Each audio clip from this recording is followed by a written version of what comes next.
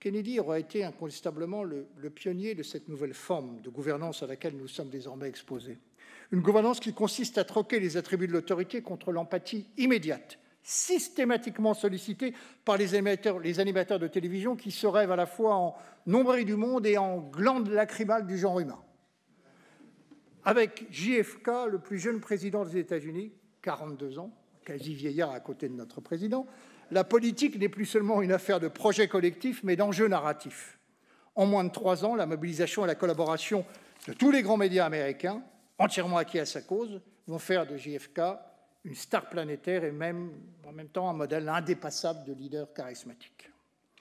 Il faudra en revanche beaucoup plus de temps, près de 20 ans, pour que le grand récit de la présidence Kennedy apparaisse pour ce qu'il était, une pure fiction bâtie de toutes pièces au mépris des faits eux-mêmes.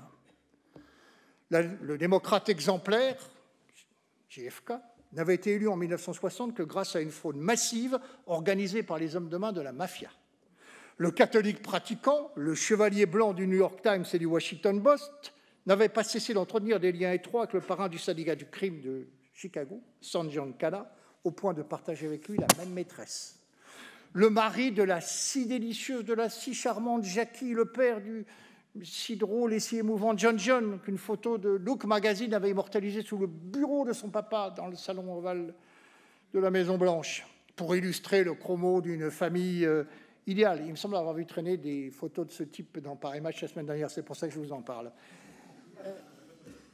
Eh bien, ce père idéal, ce délicieux mari, n'était en réalité qu'un homme entièrement gouverné par une libido tyrannique. L'amant légendaire de Marilyn Monroe était aussi ce consommateur compulsif de call girl, surinfecté en permanence par des maladies vénériennes dont les frasques avaient mis à plusieurs reprises en danger la sécurité des États-Unis. Le bilan de l'action politique n'apparaît guère plus reluisant à la lecture de tout ce qui a été écrit depuis.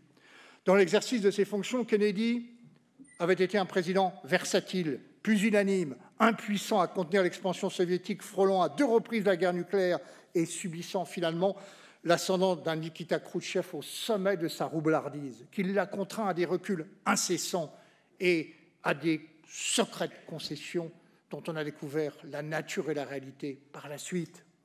Échec du débarquement de la baie des Cochons à Cuba en avril 61, fiasco du sommet de Vienne en juin 61, passivité devant la construction du mur de Berlin en août 1962, politique aventureuse ô combien au Vietnam, on sait comment ça s'est terminé pour les États-Unis. Succès de façade dans la crise des missiles cubains en octobre 72, payé au prix fort, mais en secret, du retrait des missiles américains Jupiter de Turquie.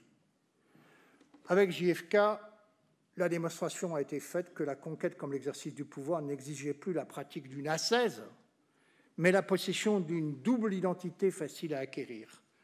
Une identité réelle et une identité narrative, construite par et pour les médias.